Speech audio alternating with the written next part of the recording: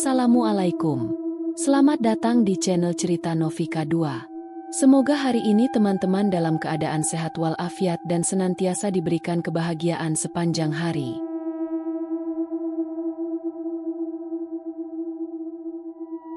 Matahari mulai condong ke barat, menyisakan cahaya oranye keemasan yang mulai meredup di cakrawala. Di belakang kemudi, Parto menarik napas panjang sambil mengusap tengkuknya yang pegal. Sudah hampir maghrib, dan ia masih berada di kecamatan paling selatan Pemalang. Masih jauh dari rumah. Hari ini, bosnya di dealer motor tempat ia bekerja memberinya tugas mengantar satu unit sepeda motor baru ke seorang pembeli di desa terpencil. Perjalanan menuju desa itu berjalan lancar, meskipun jalannya cukup jauh dan melewati area perkebunan serta hutan kecil yang jarang penduduknya. Setelah beberapa jam di perjalanan, ia akhirnya tiba di rumah pembeli, mengurus administrasi, menyerahkan motor, dan memastikan semuanya selesai dengan baik. Namun, ia tidak sadar bahwa waktu berjalan begitu cepat. Saat ia menyalakan mesin mobil untuk kembali, langit sudah mulai gelap. Parto tahu bahwa untuk kembali ke kota, ia harus melewati perkebunan kelapa yang sangat luas. Perkebunan itu bukan hanya terkenal karena pohon kelapanya yang menjulang tinggi, tapi juga karena cerita-cerita mistis yang sudah beredar sejak lama. Jalanan di sana sepi, tidak ada lampu penerangan. Dan lebih dari itu, warga setempat selalu memperingatkan para pendatang agar tidak melewati perkebunan saat maghrib. Jangan berhenti di kebun kelapa saat maghrib. Jangan menoleh kalau ada yang memanggil. Jangan buka kaca mobil kalau ada yang mengetuk. Parto bukan tipe orang yang mudah percaya dengan hal-hal seperti itu. Namun, saat ia melihat langit yang semakin gelap, ia tidak bisa menghilangkan perasaan tidak nyaman yang mulai merayapi pikirannya. Seorang bapak tua di desa pembeli sempat menatapnya dengan wajah khawatir saat tahu Parto akan melewati kebun kelapa menjelang malam. "Kau yakin mau pulang sekarang?" tanya bapak tua itu. Suaranya rendah dan berat. Parto tersenyum, mencoba terlihat santai. "Iya, Pak, saya harus segera kembali." Bapak tua itu tidak menjawab. Namun, sorot matanya seolah mengatakan sesuatu. Setelah beberapa detik hening, ia berkata pelan, "Kalau kau melihat sesuatu di sana, jangan berhenti. Jangan jawab kalau ada yang memanggil namamu. Dan jangan menoleh ke belakang, apapun yang terjadi." Parto tertawa kecil, mengira ini hanyalah tahayul belaka. Namun, saat ia berpamitan dan naik ke mobilnya, entah kenapa tangannya terasa sedikit dingin saat menggenggam setir. Mobil melaju meninggalkan desa, masuk ke jalanan kecil yang membelah perkebunan kelapa. Langit semakin gelap. Pepohonan kelapa di kiri dan kanan jalan menjulang tinggi, menciptakan bayangan-bayangan hitam yang panjang dan bergerak pelan tertiup angin. Jalanan sepi, hanya ada suara desir angin dan sesekali suara dedaunan jatuh di kap mobil. Parto mengatur napasnya. Ia mencoba tetap tenang. Namun, semakin ia masuk ke dalam perkebunan, semakin ia merasa bahwa sesuatu sedang mengawasinya. Sesuatu yang tidak terlihat, tetapi ada di sana, mengintai. Dan saat itu, langit berubah menjadi hitam pekat. Maghrib telah tiba, dan petualangan mengerikan Parto baru saja dimulai. Langit mulai berubah warna. Dari jingga keemasan yang indah, menjadi kemerahan keungu-unguan yang ganjil. Pertanda matahari telah tenggelam sepenuhnya di balik perbukitan jauh di ufuk barat. Di depan, jalan panjang dan sepi membentang melewati perkebunan kelapa yang luas. Pohon-pohon kelapa menjulang tinggi di kiri dan kanan jalan, menciptakan bayangan-bayangan panjang yang bergerak pelan tertiup angin. Mobil Parto melaju pelan di atas jalan aspal yang sudah mulai retak di beberapa bagian. Namun, semakin dalam ia masuk ke kebun kelapa, semakin terasa ada yang tidak beres. Saat mobilnya melewati gerbang alami perkebunan, udara yang tadinya masih terasa hangat mendadak berubah menjadi dingin. Bukan dingin yang biasa, tapi dingin yang menusuk hingga ke tulang. Bulu kuduk Parto berdiri. Ia mengusap lengan dan tengkuknya, berharap ini hanya perasaan biasa. Namun, semakin ia melaju, semakin terasa ada sesuatu yang berat di dalam mobilnya. Seolah ada beban tambahan di bagasi belakang. Atau mungkin, ada seseorang yang duduk di belakang tanpa ia sadari. Biasanya, malam di tempat seperti ini pasti diisi suara jangkrik dan burung malam. Namun anehnya, semuanya hening. Tidak ada suara jangkrik, tidak ada suara burung hantu. Bahkan suara angin pun seakan menghilang. Yang terdengar hanya suara mesin mobilnya, berdengung pelan di tengah kesunyian yang menyesakkan. Parto mengeratkan genggaman di setir. Ada sesuatu yang salah dengan tempat ini. Tapi ia tidak ingin memikirkan hal-hal aneh. Yang ia inginkan hanyalah segera keluar dari kebun kelapa ini. Namun, sebelum ia bisa berpikir lebih jauh, ia melihatnya. Dari kejauhan, di bawah redupnya cahaya lampu mobil, terlihat sesuatu berdiri di tengah jalan. Awalnya, Parto mengira itu hanyalah bayangan dari pohon kelapa. Namun, semakin dekat, jantungnya berdetak lebih cepat. Itu bukan bayangan pohon. Itu bukan manusia. Itu adalah sesosok wanita. Berdiri diam tanpa bergerak, menghadap ke arah Parto. Namun, wajahnya tidak terlihat. Rambut panjangnya menutupi seluruh wajahnya. Dan yang lebih mengerikan, kakinya tidak menyentuh tanah. Mobil Parto melaju perlahan di jalanan yang kini gelap gulita. Hanya diterangi sorotan lampu depan. Perkebunan kelapa di kiri dan kanan jalan terasa semakin menyesakan. Udara dingin masih menekan tubuhnya. Dan rasa tidak nyaman yang sejak tadi mengikutinya kini berubah menjadi sesuatu yang lebih mengerikan. Karena di depan sana, ada seseorang berdiri. Parto memicingkan matanya. Di tengah jalan, di bawah redupnya sorotan lampu mobil, terlihat sesosok wanita berdiri diam. Bajunya putih panjang, terlihat kotor dan sedikit sobek di beberapa bagian. Rambutnya hitam pekat, panjang dan kusut, menutupi seluruh wajahnya. Yang lebih membuat darah Parto membeku. Wanita itu tidak bergerak sedikit pun. Seolah-olah, ia memang sedang menunggu sesuatu. Menunggu Parto. Parto mengerjap dan menggelengkan kepala. "Jangan takut, jangan takut," gumamnya pelan, mencoba meyakinkan dirinya sendiri bahwa ini hanya halusinasi. Dengan tangan gemetar, ia mencoba membunyikan klakson. Tin, tin. Suara klakson memecah kesunyian kebun kelapa yang mencekam. Namun, wanita itu tidak bergerak. Ia tetap berdiri di tengah jalan, tanpa bereaksi sedikit pun. Seperti patung. Atau lebih buruknya, seperti sesuatu yang tidak akan bisa terusir hanya dengan suara. Parto merasakan bulu kuduknya meremang. Tangannya berkeringat di atas setir. Namun, ia tidak punya pilihan lain. Ia harus tetap maju. Dengan hati-hati, Parto tetap melaju perlahan. Ia berharap, begitu ia semakin dekat, wanita itu akan pergi. Namun, semakin dekat ia melaju, wanita itu tetap diam di tempatnya. Tidak bergerak sedikit pun, tidak bernapas. Dan yang lebih mengerikan, kakinya tidak menyentuh tanah. Darah Parto langsung membeku. Saat itu juga, refleksnya menekan rem sekuat tenaga. Skre! Ban mobil berdecit keras, membuat mobil berhenti tepat di depan sosok itu. Namun, saat ia mengalihkan pandangannya sesaat ke dashboard dan kembali melihat ke depan, wanita itu menghilang. Dada Parto naik turun cepat. Jantungnya berdetak seperti genderang perang. Matanya berkedip beberapa kali, memastikan ia tidak salah lihat. Namun, jalan di depannya kini kosong. Tidak ada siapa-siapa. Tidak ada wanita berbaju putih. Tidak ada siapapun. Namun, perasaan tidak enak itu masih ada. Ia masih merasa ada sesuatu di sekitarnya. Mengawasinya. Menatapnya. Dari sudut-sudut tergelap di kebun kelapa ini, Parto tidak ingin menunggu lebih lama. Dengan tangan gemetar, ia segera tancap gas, melaju secepat mungkin untuk keluar dari perkebunan ini.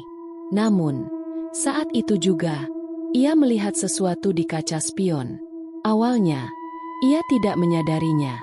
Namun, ketika ia sekilas melihat ke kaca spion tengah, darahnya langsung membeku. Wanita berbaju putih tadi, kini duduk di kursi belakang mobilnya. Tanpa suara, tanpa gerakan sedikit pun. Ia hanya duduk di sana, dengan rambutnya yang masih menutupi wajah. Namun, mulutnya mulai bergerak, seperti mau berbicara, atau mau tertawa. Parto ingin berteriak, tetapi tenggorokannya terasa kaku. Dan saat itu juga, wanita itu mulai mengangkat wajahnya. Mobil melaju kencang menembus kegelapan perkebunan kelapa. Dada Parto masih naik turun cepat. Tangannya mencengkeram setir erat-erat. Telinganya berdenging. Keringat dingin membasahi pelipisnya. Namun, yang paling membuatnya hampir kehilangan akal, wanita berbaju putih tadi ada di kursi belakang mobilnya. Atau, apakah ia masih ada di sana? Panik. Parto menoleh ke belakang. Kursi belakang kosong. Tidak ada siapapun. Hanya kursi yang gelap, sepi, dan dingin. Seolah tidak pernah ada siapapun di sana. Namun, perasaan tidak enak masih melekat di dadanya. Seperti ada sesuatu yang baru saja duduk di sana dan masih meninggalkan jejaknya. Parto mengusap wajahnya. "Jangan panik, jangan panik," gumamnya. Ia mencoba tetap tenang. Ia menekan pedal gas lebih dalam, berusaha segera keluar dari kebun kelapa ini. Namun, beberapa menit kemudian, ia menyadari sesuatu yang aneh. Parto menatap lurus ke depan, berusaha fokus pada jalan. Namun, semakin lama ia melaju, semakin terasa ada yang janggal. Ia melihat pohon kelapa yang sama berulang kali. Ia melihat gubuk tua yang tadi ia lewati. Lagi, seharusnya jalan ini lurus, tetapi ia merasa hanya berputar-putar di tempat yang sama. Seolah-olah mobilnya tidak pernah bergerak maju. Seolah-olah kebun kelapa ini tidak memiliki jalan keluar. Dadanya semakin sesak. Ini tidak mungkin. Ini bukan jalan biasa. Dengan tangan gemetar, Parto merogoh ponselnya di saku. Ia buru-buru membuka aplikasi peta. Namun, tidak ada sinyal. Layar ponselnya hanya menampilkan ikon loading yang berputar tanpa henti. Jalan yang seharusnya muncul di peta tidak ada. Hanya ada ruang kosong. Seolah-olah tempat ini tidak pernah ada di dunia nyata. Bulu kuduknya kembali meremang. Ini bukan hanya tersesat. Ia seperti terjebak di tempat yang tidak seharusnya. Dan saat itu juga, tok, tok, tok. Parto nyaris melepaskan setir saat mendengar suara itu. Tok, tok, tok. Suara ketukan dari kap mobilnya. Seperti seseorang sedang berdiri di depan mobil dan mengetuk pelan. Parto membeku. Matanya terbuka lebar. Tangannya menegang di atas setir. Ia tidak berani melihat. Namun, suara itu terus berlanjut. Tok, tok, tok. Lambat. Beri Rama. Seolah memanggilnya untuk melihat. Parto menelan ludah. Ia tahu, jika ia melihat sesuatu yang tidak seharusnya ia lihat, mungkin ia tidak akan pernah keluar dari sini. Namun, sebelum ia bisa mengambil keputusan, sesuatu bergerak di kaca depan. Sebuah tangan perlahan naik dari bawah kap mobil dan mencakar kaca mobilnya. Tok, tok, tok. Suara ketukan di kap mobil masih terdengar, pelan dan berirama. Namun, kali ini disertai suara gesekan di kaca depan. Seolah-olah sesuatu yang memiliki kuku panjang sedang menggaruk kaca mobilnya perlahan. Srek, srek, srek. Parto tidak berani melihat. Jantungnya berdebar begitu keras hingga hampir terasa menyakitkan di dalam dada. Tangannya gemetar di atas setir. Tetapi ia tahu, ia harus tetap tenang. Dan satu-satunya cara adalah berdoa. Dengan suara bergetar, Parto mulai menggumamkan doa yang ia hafal sejak kecil. La ilaha illallah. Namun, semakin ia membaca doa, semakin banyak gangguan yang muncul. Dari kaca spion, ia melihat sesuatu. Di antara pohon kelapa yang menjulang tinggi, ada bayangan hitam berlarian. Bukan satu, tapi banyak. Bayangan-bayangan itu bergerak cepat, melompat dari satu pohon ke pohon lainnya, mengelilingi mobilnya. Seperti mereka sedang berburu sesuatu, dan buruannya adalah Parto mencoba tetap fokus ke jalan.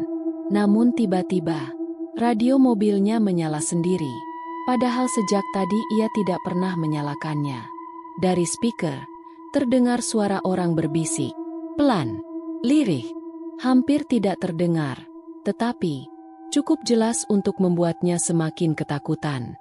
Jangan berhenti. Jangan menoleh ke belakang. Jangan lihat aku. Suara itu berulang-ulang berbisik dengan nada yang sama. Dingin, tanpa emosi. Seperti rekaman suara dari tempat lain. Tempat yang seharusnya tidak pernah ada di dunia ini. Parto merinding hingga ke tulang. Ia ingin mematikan radio itu. Namun, tombol powernya tidak berfungsi. Seolah-olah, mobil ini sudah tidak lagi dalam kendalinya. Parto kembali menatap jalan di depannya. Namun, jalanan itu tidak lagi seperti sebelumnya. Awalnya, ia melaju di atas aspal yang retak. Namun kini, jalan itu berubah menjadi jalan tanah berbatu. Lalu beberapa detik kemudian, berubah lagi menjadi jalan setapak sempit. Seolah-olah, ia sedang melewati jalan yang berbeda setiap beberapa menit. Seolah-olah dunia ini sedang berubah bentuk di sekitarnya. Seolah-olah ia sedang dipermainkan oleh sesuatu, oleh mereka. Dalam kepanikannya, Parto mencoba menginjak rem. Namun, tidak terjadi apa-apa. Mobilnya tetap melaju. Seolah-olah ada tangan tak terlihat yang sedang mengendalikan pedal gas. Parto mencoba menarik rem tangan. Tetap tidak berfungsi. Ia mencoba memindahkan gigi ke netral. Mobil tetap melaju. Meskipun ia tidak lagi menekan pedal gas. Mobil ini bergerak sendiri. Ia kini benar-benar kehilangan kendali. Ia tidak lagi mengemudi. Mobil ini sedang membawanya ke suatu tempat. Tempat yang mungkin tidak memiliki jalan keluar. Parto tidak tahu sudah berapa lama ia berada di dalam perkebunan kelapa ini. Setiap kali ia melihat jam di dashboard mobilnya, angkanya tidak berubah. Tetap menunjukkan pukul 19.13. Seolah-olah waktu di tempat ini telah berhenti. Namun, bagi Parto, malam ini terasa begitu panjang. Dan mungkin, langit tetap gelap. Tidak ada bulan. Tidak ada bintang. Hanya kegelapan pekat yang seperti menyelimuti seluruh tempat ini. Bahkan sorot lampu mobilnya pun hanya mampu menembus beberapa meter ke depan, sebelum lenyap dalam kabut tipis yang mengambang di antara pohon kelapa. Parto mulai merasa ada sesuatu yang salah dengan tempat ini. Ini bukan sekadar perkebunan biasa. Ini bukan dunia yang ia kenal. Parto menggenggam setir erat-erat. Namun, jari-jarinya mulai terasa berat. Kelopak matanya semakin sulit untuk terbuka. Tubuhnya melemah, seolah-olah sedang dihisap oleh sesuatu. Seolah-olah tempat ini sedang menariknya masuk lebih dalam. Mungkin aku hanya lelah, pikirnya. Namun, di dalam hatinya, ia tahu, ini bukan rasa lelah biasa. Ada sesuatu yang sedang menguras energinya. Dan jika ia sampai tertidur di tempat ini, mungkin ia tidak akan pernah bangun lagi. Dari sudut matanya, Parto mulai melihat sesuatu di luar mobil. Di antara batang-batang pohon kelapa yang menjulang tinggi, ada sosok-sosok yang berdiri diam. Mereka tidak bergerak, hanya diam, menatap ke arah mobilnya. Beberapa terlihat seperti manusia, namun beberapa lainnya hanya berupa bayangan hitam tanpa bentuk. Parto menahan napas. Ia mencoba tidak melihat mereka terlalu lama. Namun, entah kenapa, semakin ia mencoba mengabaikannya, semakin banyak sosok yang muncul. Seolah-olah mereka mengetahui bahwa ia sudah mulai melihat mereka. Seolah-olah mereka menunggu sesuatu. Menunggu. Parto menyerah. Di tengah kesunyian yang menekan dada, terdengar suara lain. Pelan, lirih, seperti suara seorang perempuan menangis. Hu, hu, hu. Tangisannya begitu menyayat, seolah datang dari seseorang yang penuh kesedihan. Tapi dari mana asalnya? Parto menoleh perlahan ke arah suara itu. Dan saat itu juga, tangisan itu berubah menjadi tawa. tawa pelan, lalu semakin keras, dan semakin menyeramkan. Hi, hehehe hahaha. Parto mendadak merinding. Keringat dingin mengalir di punggungnya. Dan saat ia kembali melihat keluar, sosok-sosok di antara pohon kelapa kini lebih dekat. Lebih dekat dari sebelumnya. Parto berusaha menahan kesadarannya. Namun, tubuhnya semakin berat. Kelopak matanya terasa seperti ada batu besar yang menariknya ke bawah. Kepalanya mulai tertunduk. Ia harus bertahan. Ia tidak boleh tertidur di sini. Namun, suara tawa itu semakin pelan, semakin jauh, dan semakin lama. Semuanya berubah menjadi gelap. Langit masih gelap. Kebun kelapa tetap sunyi, dihiasi bayangan batang-batang pohon yang menjulang tinggi seperti sosok-sosok raksasa yang mengawasi. Di dalam mobil, Parto terkulai lemas. Tubuhnya tidak bergerak. Matanya tertutup. Nafasnya tersengal-sengal. Ia tidak sadarkan diri. Di kejauhan, suara tawa mengerikan yang tadi menggema, perlahan mulai menghilang. Dan saat itu juga, terdengar suara adzan subuh. Allahu Akbar. Allahu Akbar.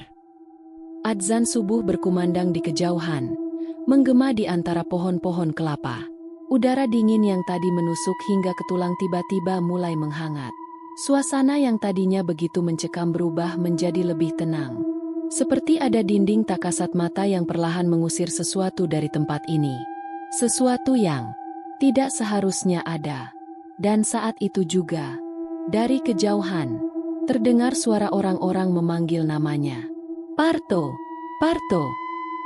Suara itu semakin dekat, semakin jelas. Seseorang mengetuk kaca mobilnya. Parto, bangun. Dengan kepala berat, Parto mencoba membuka matanya. Awalnya hanya bayangan samar. Namun, perlahan, ia bisa melihat beberapa orang berdiri di sekeliling mobilnya. Mereka adalah teman-temannya. Orang-orang yang sedang mencarinya sejak tadi malam. Parto mencoba menggerakkan tubuhnya. Namun, tubuhnya terasa begitu lemas, seolah kehilangan banyak energi. Ia memaksa diri untuk duduk lebih tegak dan melihat keluar. Dan saat itulah, darahnya berdesir. Mobilnya kini berada di tengah-tengah kebun kelapa. Di tempat yang mustahil bisa dilewati mobil. Ban mobilnya terjebak di tanah berlumpur. Seolah-olah ia telah berada di sana selama berjam-jam. Yang lebih mengerikan, tidak ada jejak ban lain di sekitar mobil. Seolah-olah, mobil ini muncul begitu saja di tengah kebun kelapa, tanpa pernah melaju ke sana. Parto mencoba mengingat kembali apa yang terjadi. Namun, ingatannya terasa samar. Yang ia ingat hanyalah sosok wanita berbaju putih di tengah jalan. Bayangan hitam yang berlari di antara pohon kelapa, suara-suara dari radio, dan tawa perempuan yang tiba-tiba berubah menjadi keheningan.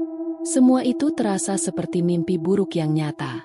Tubuhnya semakin lemas, nafasnya tersengal, hingga akhirnya semuanya menjadi gelap lagi. Ia pingsan. Saat akhirnya sadar kembali, Parto menemukan dirinya berada di rumahnya. Ia berbaring di kasur, tubuhnya masih terasa berat. Di sampingnya, ada ibunya dan beberapa tetangganya yang terlihat cemas. Alhamdulillah, kamu sudah sadar, nak, kata ibunya. Matanya masih sembab karena menangis. Parto menatap langit-langit rumahnya. Ia ingin berkata sesuatu. Ia ingin menceritakan semuanya. Apa yang ia alami tadi malam. Bagaimana ia terjebak dalam perkebunan kelapa yang terasa seperti dunia lain. Bagaimana suara-suara aneh terus menghantuinya. Bagaimana ia melihat sesuatu yang seharusnya tidak ada. Namun, saat ia mencoba berbicara, tidak ada yang percaya. Beberapa orang hanya menganggapnya kelelahan dan tersesat. Yang lain mengira ia hanya mengalami halusinasi karena terlalu panik. Namun, ada satu orang, seorang lelaki tua di kampungnya, Mbah Wiryo, yang duduk di sudut ruangan tanpa berkata apa-apa. Sorot matanya tidak menunjukkan keterkejutan. Seolah ia sudah tahu apa yang terjadi pada Parto. Saat yang lain sudah pergi, Mbah Wiryo akhirnya berbicara. Kamu beruntung, tidak dibawa selamanya. Parto merinding. Mbah Wiryo menatapnya dengan dalam, lalu berkata dengan nada pelan, "Jangan pernah pulang terlalu malam lagi, apalagi melewati kebun kelapa itu saat maghrib." Apakah Parto benar-benar tersesat di dalam kebun kelapa? Ataukah ia telah masuk ke dalam dunia yang berbeda? Siapa sosok-sosok yang mengelilingi mobilnya? Dan bagaimana mungkin mobilnya berada di tempat yang mustahil bisa dilewati? Sampai hari ini, tidak ada yang tahu jawabannya. Namun yang jelas, jika kau melewati kebun kelapa yang terkenal angker, jangan pernah berada di sana saat maghrib. Dan jangan pernah menoleh ke belakang. Apapun yang terjadi.